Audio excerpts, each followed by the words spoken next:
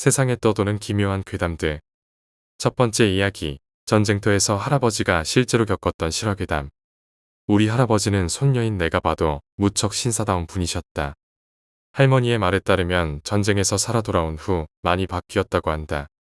술, 담배는 일절하지 않고 도박이나 여자에도 눈을 돌리지 않는 데다 채식주의를 고수하셨다. 그런 대부분의 습관이 전쟁터에서 돌아온 이후 생겼다는 것이었다. 나로서는 상상도 할 수 없는 생활 습관이 완전히 바뀔 정도의 지옥을 보셨던 것이리라. 아직도 할아버지가 전우의 이름을 새긴 위패 같은 것을 불단에 올려두고 열심히 빌고 있던 모습이 떠오르곤 한다. 그런 할아버지도 80대 중반을 넘어설 무렵부터 치매 증상이 찾아오기 시작했다. 어느 날 이른 아침 큰 소리로 하나 둘 하고 구령을 외치며 상의를 탈의한 채 집 주위를 달리고 계셨다. 그것이 시작이었다고 생각한다. 언젠가는 한낮에 사이렌을 울리며 퇴각, 퇴각이라고 외치며 온 집안을 뛰어다니셨다. 어느 밤에는 소등, 소등이라며 집안의 불빛을 모두 끄면서 다니셨다. 나중에 새언니에게 들었지만 열심히 일하고 있는데 갑자기 불이 다 꺼져서 무척 놀랐었다고 한다. 아무래도 증상이 나타나면 일시적으로 전쟁 중에 행동이 나오는 듯했다. 이전 할아버지의 온화한 모습을 기억하는 이들에게는 충격이었지만 그럼에도 폭력을 행하지는 않는다는 것이 다행이었다. 다만 집이 근처인 내가 아들과 함께 친정에서 저녁을 먹을 때 이런 일이 있었다. 그날 저녁 메뉴는 스키야키였다. 내가 아는 할아버지는 언제나 고기 요리는 쳐다보지도 않는 분이었다. 그렇다고 해서 가족이 고기를 먹는 것까지 뭐라 하지는 않으셨다. 함께 식사는 하지만 손은 대지 않으실 터였다. 너희들 공양은 했느냐? 라는 갑작스러운 고함에 식탁의 시간은 순간적으로 멈췄다. 소리를 지른 할아버지를 모두가 바라보자 할아버지는 혼자 알아들을 수 없는 소리로 투덜거리더니 냄비에서 고기 한 점을 들어 입에 넣었다. 그리고 갑자기 원래의 힘없는 목소리로 이게 어느 고기냐? 라고 어머니에게 물었다. 잠시 머뭇거리던 어머니가 근처 정육점 이름을 말하자 할아버지는 그런 걸 물어본 게 아니라며 또 화를 내며 말하셨다. 혈압이 오른 것인지 할아버지는 가볍게 두세 번 머리를 흔든 뒤 그대로 식탁에서 일어나 가버리셨다. 어머니가 뒤를 따라갔지만 조금 뒤 돌아오셨다. 아무래도 불단에 있는 것 같다. 불단 앞에서 손을 모으고 있는 것이다. 그 후 식탁은 조용했다. 아들은 반쯤 울상을 짓고 있었다. 반년 정도 뒤 할아버지가 입원하고 그로부터 2년 뒤 세상을 떠나셨지만 그 사이 몇 번 정도 비슷한 일이 있었던 것 같다. 당시에는 단순한 치매 증세라고만 생각했지만 그 이야기를 남편에게 했더니 도대체 뭘 드셨던 걸까? 라는 말을 해 요즘 계속 마음에 걸린다. 전쟁통에 시달리던 할아버지. 물자라고는 전혀 없는 전쟁터. 공양을 한 후에야 먹은 고기. 할아버지, 무엇을 드셨던 건가요? 두 번째 이야기, 지하철의 여성. 유령을 봤다는 지인의 이야기다. 그 사람이 지하철을 타고 가고 있을 때였다. 중간에 어느 역에서 젊은 여성이 올라탔다. 그녀는 굉장한 미인으로 미니스커트 밑에 예쁜 다리가 쭉 뻗어 있었다. 여자는 빈 자리를 찾는 것인지 아는 사람을 찾는 것인지 차 안으로 천천히 걷고 있었다. 그가 인중을 쭉 늘리며 감탄하듯 여자를 보고 있자 옆자리에 앉은 할머니가 갑자기 말을 걸었다. 당신한테도 보이나 보네. 그가 이 할머니 무슨 소리야 하고 돌아보자 할머니는 말했다. 주위를 돌아보라고. 당신 말고 저걸 보는 사람이 있나? 그는 깜짝 놀랐다. 할머니의 말대로였다. 저렇게 예쁜 여자가 미니스커트까지 입고 있는데 아무도 여자를 바라보지 않는다. 양아치 같은 고등학생도 시선조차 주지 않는다. 할머니는 혼잣말처럼 계속 이야기한다. 나는 프로니까 당연히 보이지만 말이지. 당신 같은 일반인한테도 보이는 경우는 무척 드물어. 저건 꽤 질 나쁜 영혼이거든. 이 근처에서 지하철에 뛰어든 다음 성불하지 못한 채 방황하고 있는 거야. 투신 자살이라고요. 할머니는 여자가 지하철에 투신 자살했다고 하지만 여자는 마치 살아있는 것처럼 아름다웠기 때문이었다. 당신 영화 같은 걸 너무 많이 봤어. 저런 꼴이 됐어도 옛날에는 여자였던 거야. 여자라는 건 죽어서도 언제나 예뻐 보이고 싶어 한다고. 내가 지금까지 손을 썼던 여자 원기들은 모두 자기가 살아있던 중 가장 아름다웠던 모습으로 나타났어. 그것보다 저거 봐, 저거. 이리로 오잖아. 당신 절대 눈을 마주치면 안 돼. 여자는 그와 할머니를 알아차린 것인지 발걸음을 빠르게 해 그의 앞에 섰다. 그는 정말 죽을 것 같은 기분이었다고 한다. 눈을 꽉 감고 계속 아래만 내려다본 채로 있었다. 지하철이 다음 역에 도착했을 때 겨우 옆에 할머니가 말을 걸었다. 이제 됐어. 저거 봐. 저건 사냥감을 찾아서 가버리고 있어. 그가 천천히 눈을 뜨고 얼굴을 들자 여자는 20살 즈음의 잘생긴 남자와 지하철에서 내리고 있었다. 여자니까 말이지. 빙의할 남자도 멋있는 편이 좋은가 봐. 그는 대머리에 살도 찌고 아저씨였던 것이다. 그렇게 말하며 할머니는 싱긋 웃으며 말을 이었다. 오늘은 서비스로 봐줄게. 의뢰였다면 한 장은 받았어야 하는데 말이지. 그는 그 이전도 이후로도 유령을 본 일은 없다고 한다. 그런데 왜 그때만 그에게 그것이 보였는지, 한 장이라는 게 도대체 얼마나 되는 금액인지 아직도 그는 모른다고 한다. 세 번째 이야기, 타가소. 5월 무렵 후쿠시마로부터 관동 지방에 피난을 왔다. 지금까지 살았던 고향은 피난 재정 지역에서 얼마 떨어져 있지 않았다. 옆 동네는 전 인원 철수가 결정되어 사람이 아무도 살지 않는다. 하지만 우리 마을은 아무 대책도 내려지지 않았다. 눈에 보이지 않는 공포와의 지속된 싸움에 지쳐 우리 가족은 이사를 가기로 한 것이다. 아이는 이사 준비 때문에 4월 말까지 보육원에 맡기고 있었다. 그리고 그 보육원 등교 마지막 날에 일어난 것을 지금부터 내가 이야기하려는 것이다. 그 마지막 날 역시 나는 변함없이 아침부터 아이를 맡기러 갔다. 오늘이 마지막이라니 쓸쓸하네요. 그동안 신세를 졌습니다. 라고 선생님들에게 인사하고 아이들에게도 기저귀 같은 작은 선물을 나눠주었다. 그때 할아버지처럼 보이는 사람과 함께 A군이 보육원에 나타났다. 4살 반에 4월부터 다니기 시작한 아이로 몇 번인가 안녕하고 말을 걸었던 적이 있었다. 그날도 여느 때처럼 A군, 안녕하고 말을 걸었다. 그러자 A군은 곧바로 나에게 걸어오더니 양손을 깍지 끼고 잡은 손을 내밀었다. 뭘까? 지늘길까? 아니면 종이접기? 여러 가지를 생각하고 있자 A군은 무표정인 채 손가락과 손가락 사이로 그 안을 보여주었다. 여러분은 꼽등이라는 벌레를 알고 있는가? 토끼벌레라는 통칭으로도 불린다. 울지도 않고 날개도 없지만 무척 생명력이 강한 벌레다. 티슈통에서 화장지를 꺼내 외마디 비명을 지르며 누른 뒤 시체가 보기 싫어한 남편을 불러와 화장지를 치우면 안에는 아무것도 없다. 어디 갔지? 하고 둘러보면 천장에 붙어 있는 것이다. 앞으로 날아오른 건가 싶었더니 옆으로 튀어오르기도 한다는 것이었다. 나는 이 꼴사납고 그로테스크한 데다 미친 듯이 튀어오르는 꼽등이가 정말 싫었다. 그런데 A군의 손 안에는 꼽등이 중에서도 특대급의 꼽등이가 들어있었다. 아마 내 얼굴은 무척 굳어 있었을 것이다. 그것을 보고 선생님이 무슨 일이냐며 달려왔다. 그리고 바로 그때 와작 하는 소리가 났다고 생각한다. 글로 쓰면 잘 전해지지 않겠지만 A군은 무서운 속도로 내 눈앞에서 꼽등이를 먹었다. 선생님이 겁에 질린 비명을 지른다. A군의 입에서 4개쯤 튀어나와 있는 꼽등이의 다리. 나는 머릿속이 하얗게 변했다. 그렇지만 다음 순간 나는 A군의 입으로 왼손을 날리고 있었다. 시선은 A군이 아니라 계속 마루의 얼룩 같은 것을 응시하고 있던 기억이 난다. 그렇지만 어쩐지 냉정한 사고를 하고 있는 자신이 있었고 어떻게든 해야만 한다고 생각했다. 똑바로 바라보지 않도록 시야 가장자리에 있는 A군을 파악하며 오른손으로 A군의 머리를 누르고 왼손 손가락으로 A군 입안을 긁어냈다. 그 와중에 A군이 우웩하고 대량의 구토를 시작했다. 내 왼손부터 팔꿈치까지는 토사물 투성이었다. 당신 A한테 뭐하는 짓이야? 하고 A군의 할아버지가 나를 떼어놓아 냅다 밀쳐졌다. 그제야 간신히 선생님 몇 명이 뛰어들었다. 거친 숨을 몰아쉬며 필사적으로 호흡하고 손을 씻으러 갈 때 그치만 우리 할머니가 먹으라고 했단 말이야 하고 울고 있는 A군의 목소리가 들렸다. 그 다음에는 당시 상황 등 이야기해야 할 것을 선생님들에게 전하고 보육원을 떠났다. 다리가 땅에 닿는 감각이 마비되어 머릿속에 퓨즈가 나간 것 같은 상태로 차에 올라타 여러 가지를 생각했다. 이런 일이 있어도 그 자리에서 3분 정도 지나자 주임 선생님의 지도로 모두가 즐거운 듯 노래를 부르고 있었다.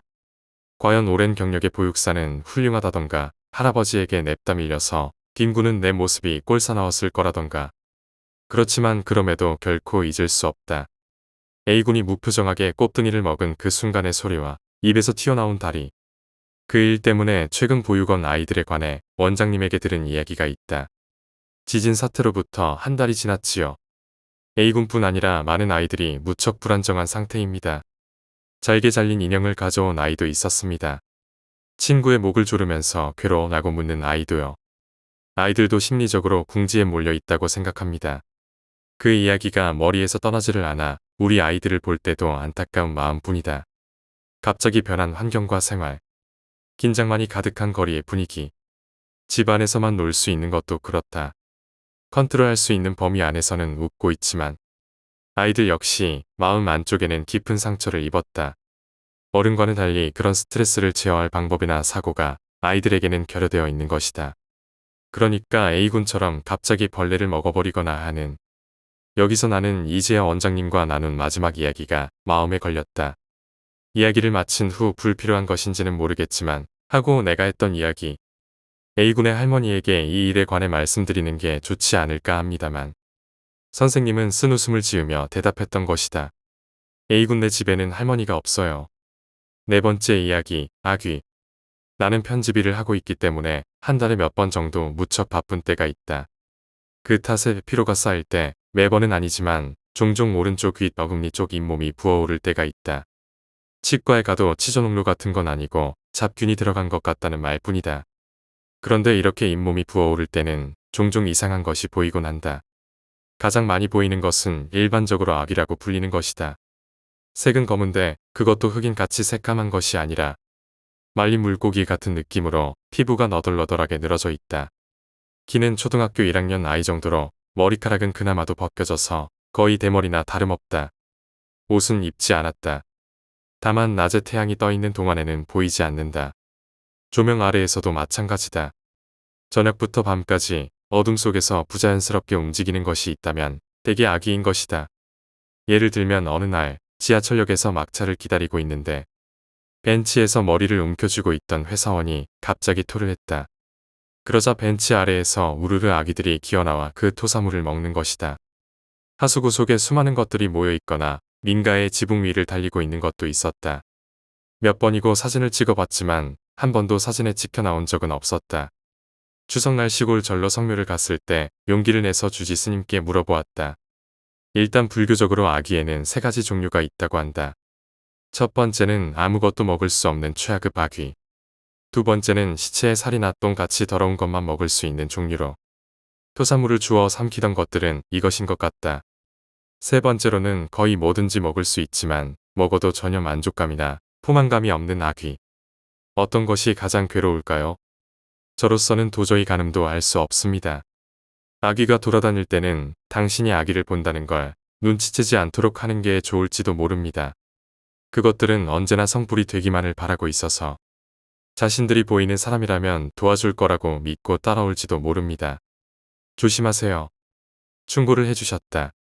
또한 어느 아귀라도 죽은 이에 대한 제사를 마친 후에 제사 음식은 먹을 수 있다며 저희 절에서도 제사를 자주 올리도록 하겠습니다. 라고 말씀하셨다. 또 직업상 영능력자라는 사람들을 만날 때가 있는데 TV에 나온 적 있는 유명한 사람에게 이 이야기를 했더니 그 사람은 언제나 아기가 보인다는 것이었다. 살아있는 사람에게 해를 끼치는 일은 없지만 무슨 이유에서인지 수가 증가하게 되면 우연히 만나게 된다고 한다. 그럴 때는 공행한 사탕을 던져준다고 한다. 그러면 아기들이 사탕에 몰리니 그 틈에 빠져나간다는 것이다. 영능력자의 말에 따르면 아기는 임해망양 중에서도 사람에게 가까운 성질이 있어서 볼 수 있는 사람도 꽤 많다고 한다. 하지만 아기보다 더욱 무서운 것도 있어서 그런 것들은 수행을 쌓지 않은 사람이 보면 미쳐버릴 수도 있다는 것이다. 당신의 경우에는 피곤할 때뿐이니까 그렇게 큰 일은 아닙니다.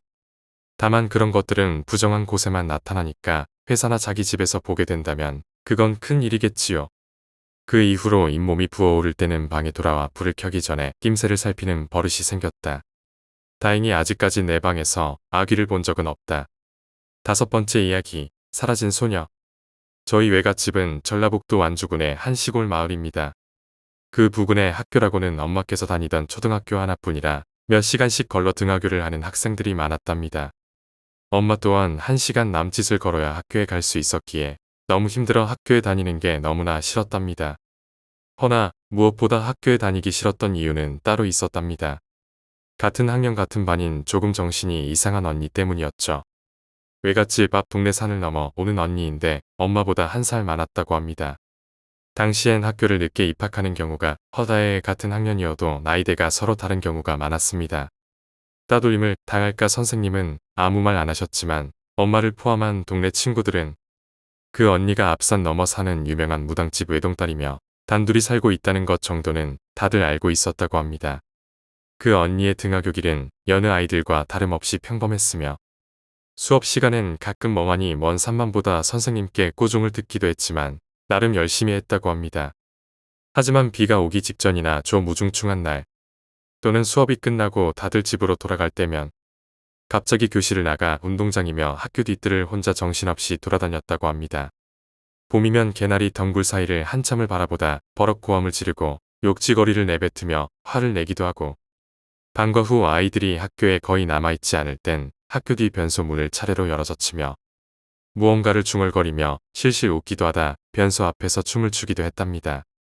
한번 춤을 추기 시작하면 2시간이고 3시간이고 지치지도 않고 계속 초대는데 어찌나 무섭던지 아직도 그 모습이 눈에 선하다고 합니다. 유난히 겁이 많던 엄마는 먼 학교 길보다 같은 반인 이 언니가 더 무서웠던 게지요. 날이 굳은 날 수업 중 언니가 사라져 담임 선생님과 아이들이 찾아 나서면 100이면 100 변소 부근에 있었더랍니다.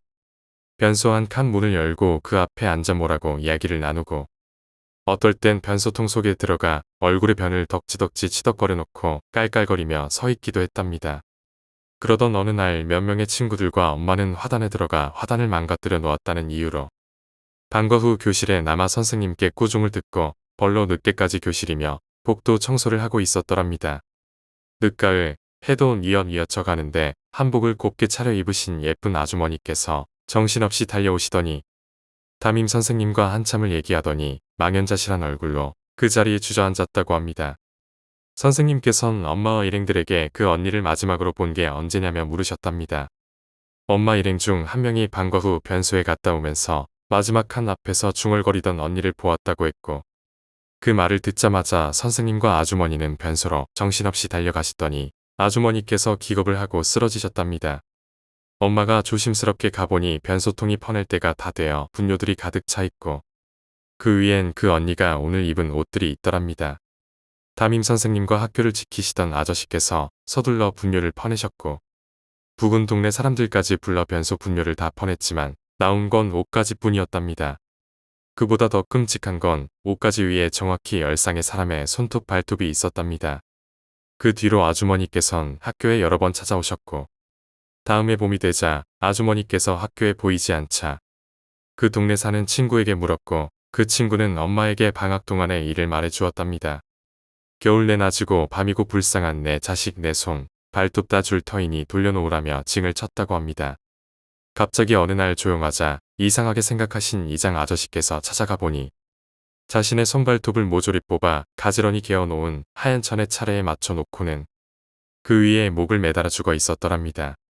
그로부터 오랜 시간이 흐르고 엄마가 저를 가져 만삭이 되어 외갓집을 가는 길에 그 동네에 살던 친구를 만나러 가는 길 굿하는 소리가 나기에 가보았더니 동네 사람들이 모두 모여 굿파를 보고 있더랍니다. 엄마도 구경 삼아 아저씨들 사이를 비집고 한참을 구경하는데 엄마 또래의 젊고 예쁜 무당이 깡충깡충 뒤다 말고 엄마 곁으로 오더니 손톱이 단 한 개도 없는 하얀 손으로 엄마 배를 쓰다듬더니 그러더랍니다. 예쁜 딸이네. 너는 이런데 오는 거 아니란다. 아가야 예쁘게 크렴. 엄마 얼굴을 보고 시 굳더니 자리로 가서 다시 굿을 하더랍니다. 그리고 15일 후 엄마는 저를 낳으셨습니다. 그해 겨울 외갓집에 갔다가 엄마께 들은 얘기를 할머니께 했더니 할머니께서 별 감흥 없이 말씀하셨습니다. 그렇잖아도 몇 주 전에 그 동네 점순 내가 얘기하더니 너 알려줄라고. 그랬나봐. 너희 엄마 어렸을 적에 없어진 게 아닌가 싶어서 물어봤더니 별말은 안 하더란다. 그냥 엄마가 지 살려줬다고 그 말밖에 안 하더랜다. 6번째 이야기, 우연. 전생에 관해서 우리 누나에게 관련된 우습달까 조금 신기한 이야기다. 평생 독신으로 살려고 마음먹고 있던 누나가 결혼을 했다. 그것도 상대는 꽤 먼 곳에 살고 있어 원거리 연애를 했다. 부모님은 시집가면 그걸로 됐다라면서 만나게 된 계기 같은 것은 묻지도 않았지만 막상 결혼식에서 그것을 알게 되자 깜짝 놀라게 되었다. 참고로 매형은 코시네츠 지방에 살고 누나는 북부 큐슈에 살고 있었다. 첫 만남은 코시네츠 지방에 여행 간 누나가 택시 정류소에 있을 때였다고 한다. 우연히 만나 잠시 이야기를 나눈 뒤 서로 이름도 모른 채 그대로 헤어졌다는 것이다. 그런데 그 뒤에 한에다 공항에서 짐을 맡길 때 누나의 뒤에 줄을 선 것이 매형이었다는 것이다. 대단한 우연이라며 서로 신기해했지만 그대로 헤어졌다고 한다. 세 번째 만남은 누나가 시코쿠를 여행하던 도중 일어났다. 지방철도로 이동하던 도중 매형이 기차에 올라탔던 것이다. 매형은 출장 중이었고 그제야 간신히 서로 통성명을 했다고 한다. 네 번째는 남부 큐슈의 누나가 출장을 왔을 때 호텔 로비에서 우연히 마주쳤다고 한다. 그날 밤은 같이 저녁을 먹고 핸드폰 번호를 교환했다. 이런 우연이 몇 번 겹친 후에야 서로 사귀기 시작했다는 것이었다. 게다가 서로 자주 마주친 탓에 혹시 스토커 아니야 라고 생각해서 상대를 발견하고도 말을 걸지 않기도 했기 때문에 실제로는 몇 번 더 마주치기도 했다는 것이다. 영감이 있다는 우리 숙모 말에 따르면 누나와 매형은 전생의 부부였다고 한다. 그리고 전생부터 연고가 있던 두 사람의 수호령이 필사적으로 우연을 연출하고 있었다는 것이다. 지금이 몇 번째 만난 건데 이름 정도는 물어보라고. 거기서 이야기를 조금 더 이끌어내야지. 라며 힘들어하고 있었다는 것이다. 내가 하도 신기해서 숙모한테 어떻게 그걸 아냐고 물어봤더니 결혼식 날 누나와 매형이 앉아있는 뒤에서 수호령들이 서로 손을 마주잡고 통곡하고 있더라는 것이었다. 말이 수호령이지 그것도 큰일이지 뭐니. 숙모는 투덜거렸다. 일곱 번째 이야기, 악수. 지금으로부터 2년 전, 그러니까 그 악수 사건으로부터 6년 후의 일이다. 오랜만에 제사를 지내기 위해 시골에 돌아왔을 때 어째서인지 그토록 잊으려 애쓰던 그 길에 다시 한번 가볼까 싶어졌다. 그 길은 지름길로 쓰던 뒷길이었기에 그 사건 이후 나는 한 번도 그 길로 다닌 적이 없었다. 무슨 일이 일어날까 벌벌 떨면서 차를 타고 갔지만 결말은 어이없을 정도로 싱거웠다. 그런 자판기는 없었던 것이다. 그 당시에도 낡았었는데 6년이나 지난 지금에는 남아있을 리가 없다는데 생각이 미쳤다. 뭐랄까 몇 년간 이어져 온 저주를 풀어헤친 것 같은 느낌이 들어서 나는 마음이 무척 편해졌다. 이제 완전히 이 일을 잊을 수 있겠다는 생각이었다. 모처럼 내려온 시골이니만큼 나는 옛 친구들과 어울려 술잔을 기울였다. 즐거웠다. 하지만 여기서 이야기가 끝났으면 좋았을 텐데. 기분도 좋고 슬쩍 취기도 오른 나는 친구들에게 이 이야기를 해주기로 했다. 8년 전 그 일은 생각하기도 말하기도 싫었기에 그동안 이야기할 수 없었지만 오늘이라면 분명 그게 뭐야? 라며 다들 웃고 넘어갈 것 같았다. 그리고 나도 웃으며 이 꺼림칙한 기억은 좋은 추억으로 끝나게 될 것이었다. 열심히 이야기하고 있는데 친구 한 놈이 잠깐만 하고 이야기를 끊었다. 왜? 라는 내 물음에 돌아온 대답은 내 취기를 완전히 깨놓았다. 듣지 않는 편이 좋았을 것이다. 아예 처음부터 이 이야기를 꺼내지 않았어야 했다. 도대체 왜 이 이야기를 했던 것일까? 그 녀석은 이렇게 말했던 것이다. 난 그 길에서 그런 자판기 본 적 없어. 다른 4명도 똑같은 대답이었다. 이상하네. 너는 그날 나랑 같이 있으면서 아침까지 함께 연부를 외워줬잖아. 나는 졸도할 것 같은 기분이었다. 그때 하룻밤을 같이 지낸 K마저 그 자판기는 본 적이 없다는 것이었다. 게다가 그날 밤 자체를 기억하지 못했다. 어떻게 말해야 할지는 모르겠지만 나조차도 점점 그때의 기억이 사라지고 있다는 것을 깨달았다. 비유를 하자면 꿈과 같은 것이다. 깨어난 그 순간에는 확실히 기억하고 있지만 그 기억을 계속 떠올리다 보면 거짓말같이 사라지는 것이다. 그때 자판기에서 무엇을 샀는지, 학교 수업은 무엇이었는지는 확실히 기억하고 있었다. 하지만 정말 거짓말처럼 기억이 빠져나갔다. 잊고 싶어도 잊을 수 있는 일이 아닌데 이제 와서는 지난번에 썼던 일 정도만 기억날 뿐이다. 무엇인가의 의지 같은 것이 느껴질 정도다. 요즘 나는 이상한 예감이 든다. 나중에 완전히 이 일이 기억에서 지워진다면 나는 멍하니 무엇인가에 손을 집어넣을 것이다. 그리고 악수를 당할 것이다. 딱 하나, 금방 글을 끝내려다 다시 써야 할 정도로 무척 중요한 것이 더 있다. 아니, 잊어버리면 무섭다고 할까. 절대 이것만은 잊어버리면 안 될 텐데. 그때 엄청난 힘으로 손을 붙잡혀 있었는데도 쑥 빠졌던 것은 내가 가지고 있던 부적 덕분이었다고 생각한다. 부적이라고 말해도 그런 쪽에 관심이 많던 할머니의 힘과 머리카락이 들어있는 수제 부적이다. 시골에는 귀신이 많으니까 이걸 가지고 다니렴. 생전에 할머니가 친척들에게 나눠주었던 것이다. 물론 누리집에도 하나 있었기에 나는 혹시나 하는 마음에 늘 그 부적을 가지고 다녔던 것이다. 지금 와서 생각하면 할머니가 나를 지켜주셨던 것이다. 아마 부적이 없었다면 내 손은 그대로 잡혀서 빠져나올 수 없었을 것이다. 이 글을 쓰면서 문득 나는 무서운 상상을 하고 말았다. 기억이 사라져가는 건 이 부적의 존재를 잊게 하려는 것은 아닐까. 그날부터 항상 몸에서 떼어놓지 않고 가지고 다니는 부적이다.